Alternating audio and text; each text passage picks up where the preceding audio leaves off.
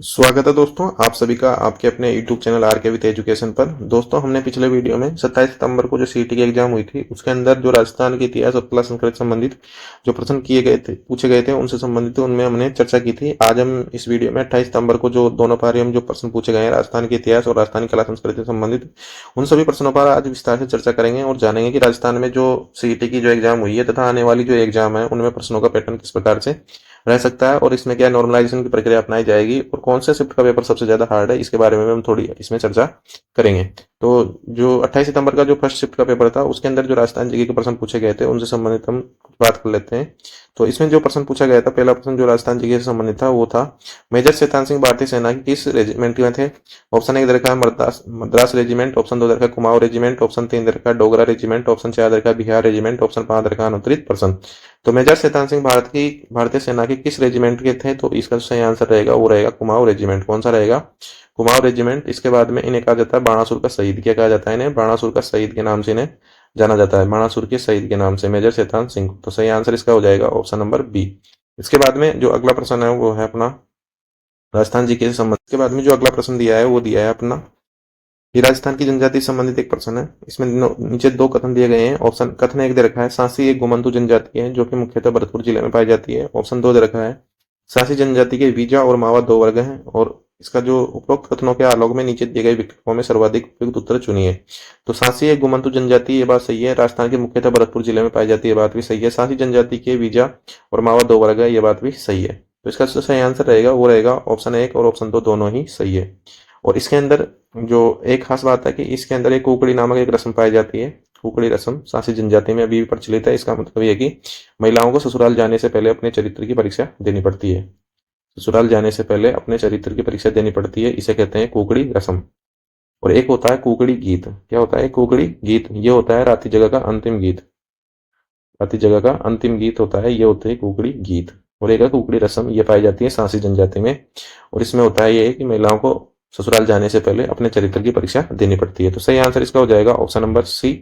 और एकमात्र जनजाति है ये, एकमात्र जनजाति है ये जो एससी कैटेगरी में सम्मिलित की गई है, एससी कैटेगरी में सम्मिलित की गई है, सम्मिलित की गई है। तो सही आंसर इसका हो जाएगा ऑप्शन नंबर सी। इसके बाद में जो अगला राजस्थान जी के संबंधित जो प्रश्न है इसका जो अगला प्रश्न है वह है सरिस्का नेशनल पार्क मुख्यतः किसके लिए प्रसिद्ध है? निम्न में से सबसे उपयुक्त विकल्प चुने। ऑप्शन एक दे रखा है इंडियन लेपर्ड, ऑप्शन दो दे रखा है साइबेरियन करेन, ऑप्शन तीन दे रखा है रॉयल बंगाल टाइगर, ऑप्शन चार दे रखा है एशियाटिक लोयन, ऑप्शन पांच दे रखा है अनुत्तरित पर्सन। तो सरिस्का नेशनल पार्क है कहाँ पर? ये है अलवर में। कहाँ पर है? अलवर में है। और ये किसके लिए प्रसिद्ध है? ये है रॉयल बंगाल टाइगर के लिए प्रसिद्ध है। साइबेरियन करेन ये है केवलादेव राष्ट्रीय उद्यान घना पक्षी विहार, केवलादेव राष्ट्रीय उद्यान घना पक्षी विहार। पक्षियों का स्वर्ग इसे कहा जाता है, पक्षियों का स्वर्ग कहा जाता है इसे। तो सही आंसर इसका रहेगा option number royal Bengal tiger जो है Sariska national park royal Bengal tiger में। इसके लिए इसके बाद में जो अगला प्रश्न अपना इसके बाद में एक प्रश्न है इन दो शहरों में जंतर मंत्र स्थित है। ऑप्शन एक दे रखा है जयपुर और आगरा, मथुरा और जोधपुर, ऑप्शन तीन दे रखा है जयपुर और दिल्ली, ऑप्शन चार दे रखा है दिल्ली और ग्वालियर, ऑप्शन पांच दे रखा है अनुत्तरित पर्सन। तो इन दो शहरों में जंतर मंत्र हैं तो निम्नलिखित में से उपयुक्त विकल्प चुनना है। तो इसका जो सही आंसर रहेगा वो रहेगा जयपुर और दिल्ली। कहाँ रहेगा सही आंसर? जयपुर और दिल्ली। और इन जंतर मंत्र का जो निर्माण करवाया था वो करवाया था सवाई जयसिंह द्वितीय ने। किसने करवाया था? सवाई जयसिंह द्वितीय ने ये निर्माण करवाया था।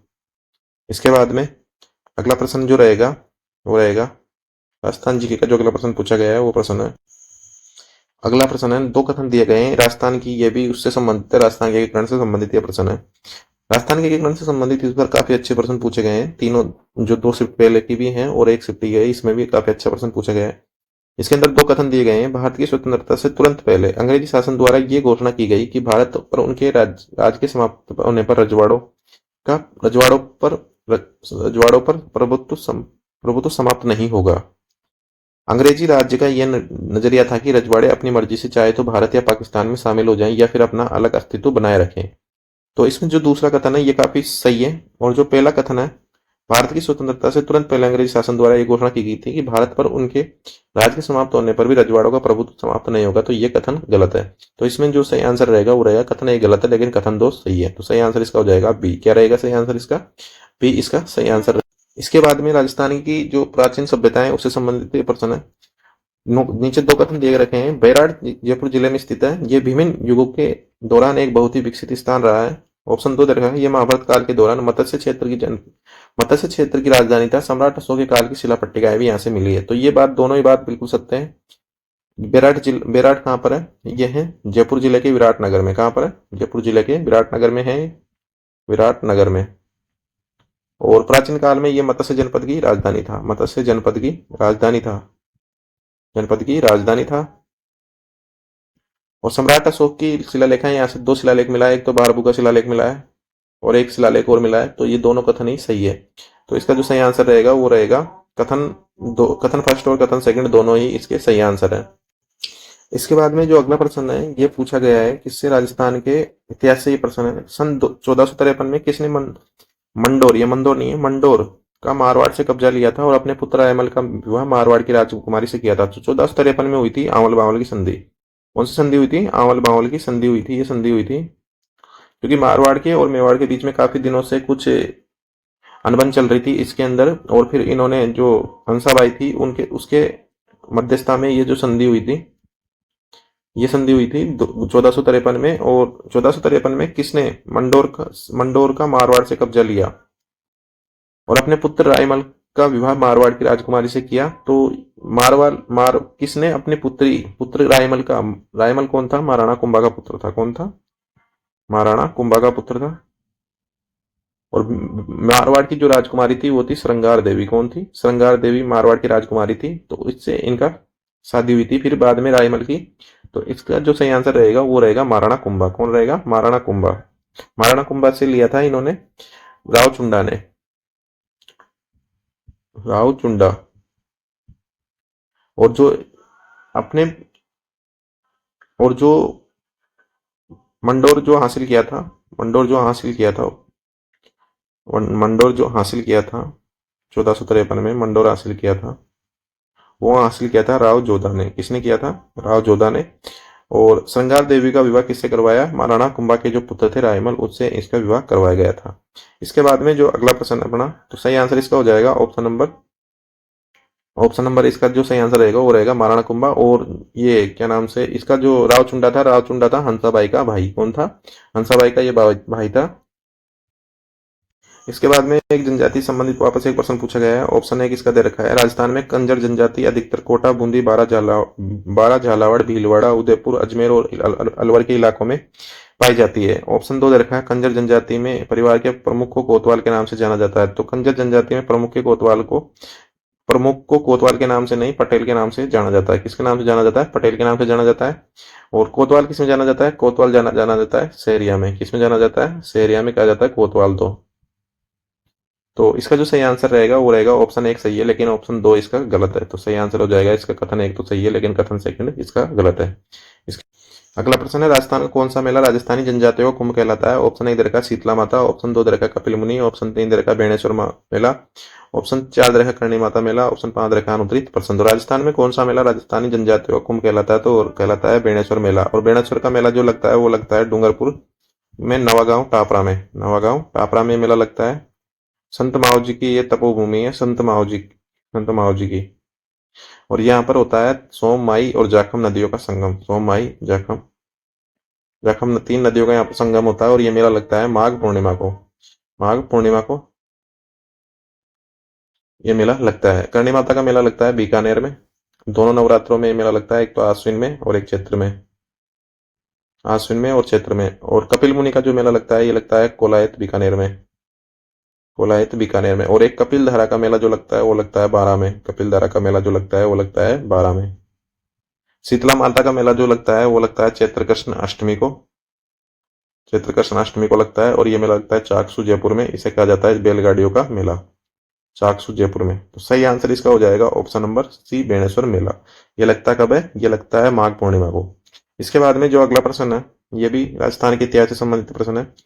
निम्नलिखित में से किसके शासनकाल में तमाशा लोकनाट्य शुरू किया गया था? निम्न में से सबसे उपयुक्त विकल्प चुने। ऑप्शन एक दे रखा महाराजा मान सिंह, ऑप्शन दो दे रखा महाराजा जयसिंह, ऑप्शन तीन दे रखा महाराजा प्रताप सिंह, ऑप्शन चार दे रखा सवाई जयसिंह, ऑप्शन पांच दे रखा अनुत्तरित प्रश्न। तो इसका जो सही आंसर रहेगा वो रहेगा महाराजा प्रताप सिंह। क्या रहेगा सही आंसर?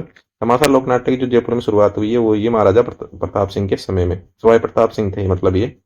सवाई प्रताप सिंह, इन्हीं के शासनकाल में हवा महल का निर्माण हुआ था। हवा महल का निर्माण भी इन्हीं के शासनकाल में हुआ था 1799 में। इसका जो सही आंसर रहेगा वो रहेगा ऑप्शन नंबर सी। इसके बाद में अगला, इसके बाद में है किस किले में किशोरी महल, महल खास, कोठी खास, जवाहर बुर्ज और फतेह बुर्ज स्थित है? ऑप्शन एक दे रखा है जयगढ़ का किला, ऑप्शन दो दे रखा है जूनागढ़ का किला, ऑप्शन तीन दे रखा है लोहागढ़ का किला, ऑप्शन चार दे रखा है जालौर किला, ऑप्शन पांच दे रखा है अनुत्तरित प्रश्न। तो इसका जो सही आंसर रहेगा वो रहेगा किस किले में किशोरी महल है और महल खास है, ऑप्शन कोठी खास है, जवाहर बुर्ज और फतेह बुर्ज है। तो इसका जो सही आंसर रहेगा वो रहेगा अपना लोहागढ़ का किला। कौन सा किला रहेगा? लोहागढ़ का किला रहेगा। सही आंसर हो जाएगा ऑप्शन नंबर सी। इसका सही आंसर रहेगा ऑप्शन नंबर सी। इसके बाद में अगला प्रश्न अपना, ये भी एक सिंपल सा प्रश्न है। निम्नलिखित में से कौन राजस्थान की प्रथम महिला उप मुख्यमंत्री थी? तो ऑप्शन एक दे रखा कमला बेनीवाल, ऑप्शन दो दे रखा वसुंधरा राजे, ऑप्शन तीन दे रखा दिया कुमारी, ऑप्शन चार दे रखा प्रतिभा पाटिल, ऑप्शन पांच दे रखा अनुत्तरित प्रश्न। तो दिया कुमारी तो अभी वर्तमान में उप मुख्यमंत्री है और वसुंधरा राजे राजस्थान की प्रथम महिला मुख्यमंत्री है और प्रतिभा पाटिल राजस्थान की प्रथम महिला राज्यपाल है और कमला जो बेनीवाल है ये राजस्थान की प्रथम महिला मुख्यमंत्री थी। ऑप्शन नंबर इसका ए सही आंसर रहेगा। इसके बाद में जो अगला प्रश्न अपना वो है, इसके बाद में एक प्रश्न है राजस्थान किलों से संबंधित ये प्रश्न है। निम्नलिखित में से किस किले को सोनार का किला या स्वर्ण किला के नाम से जाना जाता है? ऑप्शन एक दे रखा जैसलमेर किला, ऑप्शन दो दे रखा आमेर किला, ऑप्शन तीन दे रखा जालौर किला, ऑप्शन पांच चार दे रखा गागरोन किला, ऑप्शन पांच दे रखा अनुत्तरित प्रश्न। तो निम्नलिखित में से किसे सोनार का किला या स्वर्ण किले के नाम से जाना जाता है? तो वह है जैसलमेर का किला। कौन सा किला है? जैसलमेर का किला है। इसे राजस्थान का अंडमान निकोबार भी कहा जाता है। राजस्थान समुद्र रेत के रेगिस्तान में लहराता हुआ लंगर डाले हुए जहाज भी इसको बोला जाता है। 99 बुर्जों वाला एक किला है। 99 बुर्जों वाला एक किला है। 99 बुर्जों वाला। और राजस्थान का दूसरा सबसे बड़ा रहवासी किला है। राजस्थान का दूसरा सबसे बड़ा रहवासी किला है। रहवासी का मतलब जिसमें आम जनता भी रह सकती है। और पहला जो सबसे बड़ा रहवासी किला है वो है चित्तौड़गढ़ का किला। चित्तौड़गढ़ का किला। गागरोन किला झालावाड़ में स्थित है, आहू और काली सिंध नदी के बीच में। और ये एक जलदुर्ग, गागरोन का किला जलदुर्ग। और जालौर का किला का जो नाम, जालौर का किला जालौर में है और इसका नाम जलालाबाद कर दिया था अलाउद्दीन खिलजी ने। तो इस प्रकार से किलों से संबंधित एक प्रश्न था। जैसलमेर का किला सोनार किला स्वर्ण किला के नाम से किसे जाना जाता है? जैसलमेर के किले को जाना जाता है। इसके बाद में अगला प्रश्न है राजस्थानी उपन्यास और नाटक के प्रथम लेखक कौन थे? ऑप्शन एक दे रखा है नेमीचरण भारतीय, ऑप्शन दो दे रखा है देवीचरण भारतीय, ऑप्शन तीन दे रखा है शिवचरण भारतीय, ऑप्शन चार दे रखा है शिवचंद्र भारतीय, ऑप्शन पांच दे रखा है अनुत्तरित प्रश्न। तो राजस्थानी उपन्यास और नाटक के जो प्रथम लेखक थे वो थे शिवचंद्र भारतीय। कौन थे? शिवचंद्र भारतीय थे। इसका जो सही आंसर रहेगा ऑप्शन नंबर डी इसका सही आंसर रहेगा। जो प्रथम प्रथम नाटक था, प्रथम उपन्यास इनका जो था राजस्थानी भाषा में प्रथम उपन्यास था उसका नाम था कनक सुंदरी। क्या था? कनक सुंदरी नाम का इनका उपन्यास था। और प्रथम जो नाटक था, प्रथम नाटक वो था केसर विलास। कौन सा था? केसर विलास। और प्रथम जो कहानी थी वो, कहानी के नाटककार भी यही थे। प्रथम कहानी राजस्थानी भाषा में वो थी विश्रांत प्रवास। कौन सी थी? विश्रांत प्रवास। इसका जो सही आंसर रहेगा वो रहेगा शिवचंद्र भारतीय। प्रथम राजस्थानी उपन्यास भी इन्होंने लिखा, प्रथम राजस्थानी नाटक भी इन्होंने लिखा और प्रथम राजस्थानी कहानी भी इन्होंने लिखी। और प्रथम जो राजस्थानी रचना थी, प्रथम राजस्थानी जो रचना थी, प्रथम राजस्थानी रचना रचना वो लिखी थी भारतेश्वर भावबली ने। किसने लिखी थी? भारतेश्वर भावबली ने।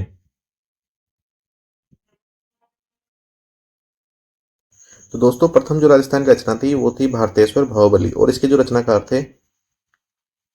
थे वो थे ब्रजसेन सूरी। ब्रजसेन सूरी। और ये जो रचना लिखी गई थी ये लिखी गई थी 12वीं शताब्दी में। यह प्रश्न भी पूछा गया है कभी इसको लिखा गया था। और राजस्थानी रचना की प्रथम राजस्थानी रचना के जो रचनाकार है वो कौन थे? तो वो थे ब्रजसेन सूरी। और रचना कौन सी थी? भारतेश्वर भावबली। प्रथम उपन्यास कौन सा था? कनक सुंदरी। प्रथम नाटक कौन सा था? केसर विलास। प्रथम कहानी कौन सी थी? विश्रांत प्रवास। और इन तीनों के जो लेखक वो कौन है? शिवचंद्र भारतीय। तो सही आंसर इसका हो जाएगा ऑप्शन नंबर डी। इसके बाद में अगला प्रश्न अपना जो राजस्थान जी के संबंधित है वो है अपना तो दोस्तों ये थे 28 सितंबर को जो पूछे गए थे फर्स्ट शिफ्ट में राजस्थान जीके और राजस्थान के इतिहास और राजस्थानी कला संस्कृति संबंधित प्रश्न। अब हम जो देखेंगे वो देखेंगे 28 सितंबर को जो सेकंड शिफ्ट हुई है उसके अंदर राजस्थान जीके के और राजस्थान कला संस्कृति के जो प्रश्न पूछे गए हैं उनसे संबंधित इसमें हम चर्चा करने वाले हैं आगे जो है। तो इसमें जो पहला प्रश्न है, धरती दोहरारी गाने के गीतकार या लेखक कौन है? तो ऑप्शन 1 दे रखा कन्हैयालाल सेठिया, ऑप्शन 2 दे रखा विजयदान देथा, ऑप्शन 3 दे रखा गौरी देवी, ऑप्शन 4 इसका जो सी दे रखा वो दे रखा अल्लाह जिला बाई। तो इसका जो सही आंसर रहेगा वो रहेगा धरती दोहरारी का जो लेखक है वो है कन्हैयालाल सेठिया। कौन है? कन्हैयालाल सेठिया इसके जो लेखक है। तो कन्हैयालाल सेठिया संबंधित मैं आपको इसमें कुछ और जानकारी बताता हूँ। कन्हैयालाल सेठिया राजस्थान के जो लेखक हैं इनमें काफी इंपॉर्टेंट है और इन संबंधित प्रश्न पूछे जाते रहते हैं। तो पहले तो मैं बताऊंगा आपको, जो आरबीएससी की बुक दे रखी है उसमें कन्हैयालाल सेठिया के बारे में क्या क्या दे रखा है। तो इनकी जो जीवन की जो पहली रचना है, कन्हैयालाल सेठिया की जीवन की जो पहली रचना है वह है वन फूल। कौन सी है? वन फूल है। और इनको कहा जाता है कविताओं का जादूगर। क्या कहा जाता है इन्हें? कविताओं का जादूगर इन्हें कहा जाता है, कविताओं का जादूगर। और इनके अग्नि अग्निबाण अग्निबाण एक इनकी रचना है, अग्निबाण। इस रचना के कारण अग्निबाण के कारण इस रचना के कारण इन पर राजद्रोह का आरोप लगा। किसका आरोप लगा? राजद्रोह का आरोप लगा इन पर। और एक इनकी शब्द रचना है। कौन सी है? शब्द रचना। और इस रचना के लिए इन्हें सूर्यमल मिश्रण पुरस्कार से सम्मानित किया गया था। और यह प्रश्न राजस्थान की रीट एग्जाम और अभी कुछ दिनों पहले जूनियर अकाउंटेंट की जो एग्जाम हुई थी उसके अंदर भी यह प्रश्न पूछा गया था। सूर्यमल मिश्रण पुरस्कार कन्हैयालाल सेठिया को किस रचना के लिए दिया गया था? तो वो कौन सी रचना थी? शबद। कौन सी रचना थी? वो शबद रचना थी। और ये जो दिया गया था, हाँ शबद रचना थी। और एक पुरस्कार इनको बोल मिला था। इनकी एक रचना और है निग्रंथ रचना है। इसके लिए इन्हें मूर्ति देवी पुरस्कार से सम्मानित किया गया है, मूर्ति देवी पुरस्कार से। और लीलटास इनकी एक प्रसिद्ध रचना है। इसके लिए इनको 1976 में लीलटास के लिए इनको हिंदी साहित्य अकादमी का सर्वश्रेष्ठ पुरस्कार दिया गया था, साहित्य अकादमी का सर्वश्रेष्ठ पुरस्कार। और इनकी जो रचनाएं हैं वो है, एक तो है धरती दोहरारी, धर ऊंचा धर मंदला, आज हिमालय बोल रहा है, खुली खिड़कियां, चौड़ा रास्ता, घोरी काल, मेरा युग और रमणियारा धुआ। और एक इनकी वो है पाथड़ों की थली रचना। ये इनकी मतलब प्रमुख रचनाओं में से है ये रचनाएं।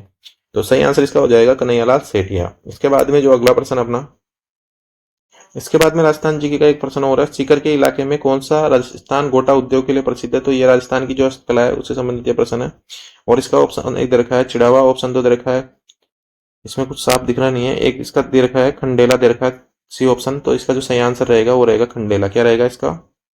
पिपराली दे रखा है सी ऑप्शन। और ऑप्शन डी दे रखा है इसका खंडेला। तो खंडेला सीकर में गोटाकारी किया जाता है। सही आंसर इसका हो जाएगा ऑप्शन नंबर डी, इसका सही आंसर रहेगा। इसके बाद में जो अगला प्रश्न है राजस्थान जीके का वो है अपना, राजस्थान राज्य का पूर्ण एकीकरण कब हुआ? ऑप्शन 1 दे रखा है 30 नवंबर 1959, ऑप्शन 2 दे रखा है इसका 1 नवंबर 1956, ऑप्शन 3 दे रखा है इसका 30 नवंबर 1957, ऑप्शन 4 1 नवंबर 1958, ऑप्शन 5 दे रखा है इसका 29%। तो राजस्थान राज्य का जो पूर्ण एकीकरण हुआ है वो हुआ है 1 नवंबर 1956 को। सही आंसर इसका हो जाएगा ऑप्शन नंबर बी। इसके बाद में अगला प्रश्न है, हाँ राजस्थान का एकीकरण कितने चरणों में हुआ? 7 चरणों में ये एकीकरण संपन्न हुआ है। 7 चरणों में एकीकरण हुआ है ये पूरा। और 30 मार्च को मनाया जाता है राजस्थान दिवस। 30 मार्च को क्या मनाया जाता है? राजस्थान दिवस मनाया जाता है। और राजस्थान का जो स्थापना दिवस है वो मनाया जाता है, राजस्थान स्थापना दिवस वो मनाया जाता है 1 नवंबर को। स्थापना दिवस वो मनाया जाता है 1 नवंबर को, क्योंकि 1 नवंबर को राजस्थान पूर्णतः अस्तित्व में आया था। तो 1 नवंबर को राजस्थान स्थापना दिवस मनाया जाता है और 30 मार्च को राजस्थान दिवस मनाया जाता है, 30 मार्च को। इसके बाद में जो अगला राजस्थान जी के संबंधित अपना प्रश्न है, ये प्रश्न है, दादू दयाल राजस्थान के कबीर। दादू दयाल को क्या कहा जाता है? राजस्थान के कबीर। इनका जन्म अलवर के धोड़ेदू गांव 1542 एडी में फाल्गुन शुक्ल नवमी को हुआ था। और ऑप्शन 2 दे रखा है, दादू ने सामान्य भाषा सद्दुकड़ी में ब्रह्म जीव जगत और मोक्ष पर अपने उपदेश दिए। तो इसमें पूछा है कौन सा कथन सही? तो इसका जो पहला कथन है ये कथन बिल्कुल गलत है, क्योंकि अलवर के धोड़ेदू गांव में तो लालदास जी का जन्म हुआ। किसका जन्म हुआ था? लालदास जी का जन्म हुआ था। और राजस्थान के जो कबीर है दादू दयाल जी, इनका जन्म तो कहां पर हुआ था? अहमदाबाद में। कहां पर हुआ था? अहमदाबाद में इनका जन्म हुआ था। और इनका जो जन्म हुआ है ये हुआ है 1544 ईस्वी में। कब हुआ है? 1544 ईस्वी में इनका जन्म हुआ था। ये कथन तो इनका गलत है। और दादू ने सामान्य भाषा सद्दुकड़ी में ब्राह्मण जीव जगत और मोक्ष पर उपदेश दिए। तो सही आंसर इसका रहेगा कथन फर्स्ट तो सही है, कथन फर्स्ट गलत है लेकिन कथन 2 इसका सही है। ये ऑप्शन नंबर ए इसका सही आंसर हो जाएगा। कथन फर्स्ट गलत है, लेकिन कथन दो सही है। इसके बाद में अगला जो प्रश्न अपना, अगला प्रश्न इसका रहेगा, राजस्थान के स्मारक से संबंधित एक प्रश्न और दिया गया है कि इसमें पूछा गया है जसवंत थड़ा। मैं आपको इस तरह बता देता हूँ, जसवंत थड़ा ये कहाँ पर है? जोधपुर में, जोधपुर में। और इसका जो निर्माण करवाया था वो करवाया था सरदार सिंह ने। किसने करवाया था? अपने पिता जसवंत सिंह की याद में सरदार सिंह ने इसका निर्माण करवाया था। इसके बाद में और शासक शासकों और पालीवालों की छतरी, शासकों और पालीवालों की जो छतरी है, पालीवाल ब्राह्मण थे ये, तो इनकी जो छतरी है वो है जैसलमेर में। कहाँ पर है? जैसलमेर में है। 84 खंभों की छतरी, 84 खंभों की छतरी, 84 खंभों की छतरी कहाँ पर है? बूंदी में है 84 खंभों की छतरी। और फतेह गुबंद है अलवर में, अलवर में। तो इसका जो सही आंसर हो जाएगा वो रहेगा डी। पहले का चौथा है, सही है। और बी का पहला है, बी का पहला हो गया। इसके बाद में सी का दूसरा, सी का दूसरा बूंदी, और डी का तीसरा, ये बात सही है। तो इसका जो सही आंसर रहेगा वो रहेगा डी। इसके बाद में अगला प्रश्न अपना, इसके बाद में अगला प्रश्न है ये राजस्थान के कला संस्कृति से ये प्रश्न है। निम्नलिखित में से कौन सा पर्यटन केंद्र बाड़मेर के पास स्थित है? ऑप्शन एक दे रखा है समरेत की टीले, ऑप्शन दो दे रखा है किराड़ू मंदिर, ऑप्शन दो दे रखा है शेरगढ़ किला, ऑप्शन चार दे रखा है नाटानिया की हवेलियां। तो नाटानिया की हवेली का प्रश्न जो पूछा गया था ये फर्स्ट शिफ्ट में पूछा गया था, तो ये तो है जयपुर में। सम के रेत के जो धोरे हैं ये है जोधपुर में। और किराड़ू मंदिर जो है ये है बाड़मेर में। तो सही आंसर हो जाएगा इसका ऑप्शन नंबर बी। शेरगढ़ का किला एक तो है 12 में, इसको कोसवर्धन का किला भी कहा जाता है, कोसवर्धन का किला भी कहा जाता है। सही आंसर इसका हो जाएगा किराड़ू मंदिर। इसके बाद में अगला प्रश्न अपना है, किस महीने में कजली तीज का त्योहार बूंदी में मनाया जाता है? ऑप्शन एक दे रखा श्रावण में, ऑप्शन दो दे रखा फाल्गुन में, ऑप्शन तीन दे रखा भाद्रपद में, ऑप्शन चार दे रखा चैत्र में, ऑप्शन पांच दे रखा अनुत्तरित प्रश्न। तो जो बूंदी में जो तीज का त्योहार मनाया जाता है वो मनाया जाता है भाद्रपद माह में, और ये होती है बड़ी तीज, बूढ़ी तीज, या कजली तीज, या बड़ी तीज। इस नाम से इस वाली तीज को जानी जाती है, और ये मनाई जाती है भाद्रपद कृष्ण तृतीया को। भाद्रपद कृष्ण तृतीया को ये त्योहार बड़े हर्षोल्लास से भाद्रपद माह में बूंदी के अंदर मनाया जाता है। और यहाँ पर बूंदी में जो जिला कलेक्टर है उसकी तरफ से इस दिन का अवकाश भी घोषित रहता है। तो इसका सही आंसर जो रहेगा वो रहेगा भाद्रपद। क्या रहेगा इसका सही आंसर? भाद्रपद इसका सही आंसर रहेगा। इसके बाद में श्रावणी जो तीज होती है, श्रावणी तीज, श्रावण की जो तीज आती है, श्रावण की तीज आती है, एक तो कृष्ण में आती है और एक शुक्ल में आती है। तो शुक्ल पक्ष की जो तीज है, शुक्ल पक्ष की जो तीज है, ऐसा माना जाता है कि इस दिन, ऐसा माना जाता है कि इस दिन नवविवाहिता बहू को, नवविवाहिता वधु को और सास को एक साथ नहीं रहना चाहिए। तो एक तो ये हो गया श्रावण तीज, और एक होता है इसी दिन तीज त्योहारा बावड़ी, तीज त्योहारा बावड़ी और ले डूबी गणगौर, जो अपनी कहावत है इसी दिन से, यानी श्रावण, श्रावण शुक्ल तृतीया से, शुक्ल तृतीया से राजस्थान में त्योहारों की शुरुआत मानी जाती है। राजस्थान में त्योहारों की क्या माना जाती है? शुरुआत मानी जाती है। फाल्गुन में क्या कहते हैं? फाल्गुन पूर्णिमा को आती है होली। क्या आती है? फाल्गुन पूर्णिमा को होली आती है। और चैत्र में, चैत्र में आती है गणगौर। चैत्र में क्या आती है? गणगौर। चैत्र शुक्ल तृतीया को आती है गणगौर, और इस दिन राजस्थान में त्योहारों की समाप्ति मानी जाती है। तो सही आंसर इसका तो रहेगा भाद्रपद। कजली तीज का त्योहार बूंदी में मनाया जाता है, वो कब मनाया जाता है? भाद्रपद माह में मनाया जाता है। तो इसके बाद में अगला राजस्थान जीके का अगला प्रश्न है, हल्दी घाटी के युद्ध में मुगल सेना का मुख्य सेनापति कौन था? ऑप्शन ए रहेगा खुर्रम खान, ऑप्शन दो रहेगा हाकिम खान, ऑप्शन तीन रहेगा मेहमान सिंह, ऑप्शन चार रहेगा मान सिंह, ऑप्शन पांच रहेगा अनुत्तरित प्रश्न। तो हल्दी घाटी के युद्ध में मुगल सेना का जो मुख्य सेनापति था वो थे मान सिंह जी। कौन से थे? मान सिंह जी। और हाकिम खान सूरी कौन थे? ये महाराणा प्रताप की सेना में सेनापति थे, महाराणा प्रताप की सेना में थे, महाराणा प्रताप की सेना में। और हल्दी घाटी का जो युद्ध है ये लड़ा गया 1576 में। ये महाराणा प्रताप के बीच में और अकबर के बीच में युद्ध था, लेकिन अकबर कभी भी इस युद्ध में शामिल हुआ ही नहीं, और अकबर की ओर से जो युद्ध लड़ा था वो लड़ा था मान सिंह ने। तो दोस्तों ये थे अपने चारों 28 सितंबर की जो फर्स्ट शिफ्ट और सेकंड शिफ्ट का जो पेपर हुआ था, फर्स्ट और सेकंड शिफ्ट के जो पेपर हुए हैं उनसे संबंधित हमने इस वीडियो में राजस्थान के इतिहास और कला संस्कृति जो प्रश्न पूछे गए हैं उनसे संबंधित सारे प्रश्नों पर हमने इस वीडियो में चर्चा कर ली है। अब हम जान लेते हैं कि कौन से पेपर को थोड़ा सा जो लेवल है वो ज्यादा हाई माना जा रहा है। तो लेवल जो हाई माना जा रहा है वो माना जा रहा है जो 28 सितंबर का जो सेकंड पेपर था उसका ऐसा माना जा रहा है कि ये पेपर थोड़ा सा हार्ड था। तो हो सकता है जो फोर्थ शिफ्ट में जिन्होंने पेपर दिया है उनको थोड़ा सा फायदा हो जाए नॉर्मलाइजेशन के तहत। बाकी तो फिर जो ज्यादातर पेपर हैं वो सेम ही हैं, मॉडरेट लेवल के रखे गए हैं ताकि सभी विद्यार्थी इस प्रश्नों में, ऐसा एक भी पेपर नहीं है, पेपर एक भी ऐसा नहीं है जिसमें 40% आप हासिल नहीं कर सकते, क्योंकि अगर इसके अंदर माइनस मार्किंग तो है नहीं, तो नेगेटिव मार्किंग तो है नहीं इसके अंदर, तो लगभग सभी विद्यार्थी आराम से इसके अंदर 100 मतलब 40%, 340% मतलब 340%, 120 नंबर यानी कि 60 क्वेश्चन लगभग सबके इसके अंदर सही हो जाएंगे। तो ये थे दोस्तों अपने राजस्थान जीके से संबंधित जो इनके अंदर पूछे गए प्रश्न है। आने वाली जो एग्जाम है सीईटी, जो ग्रेजुएशन वो सीनियर सेकेंडरी लेवल, उसकी डेट भी चेंज की गई है। पहले 26, 27, 28 अक्टूबर की थी, अब शायद इसको 22, 23, 24 को कर दिया गया है। तो दोस्तों आप निरंतर तैयारी करते हैं और राजस्थान जीके की तैयारी के लिए और जॉब संबंधी अपडेट के लिए हमारे यूट्यूब चैनल को सब्सक्राइब जरूर करें और अपने मित्रों के पास शेयर जरूर कर दें।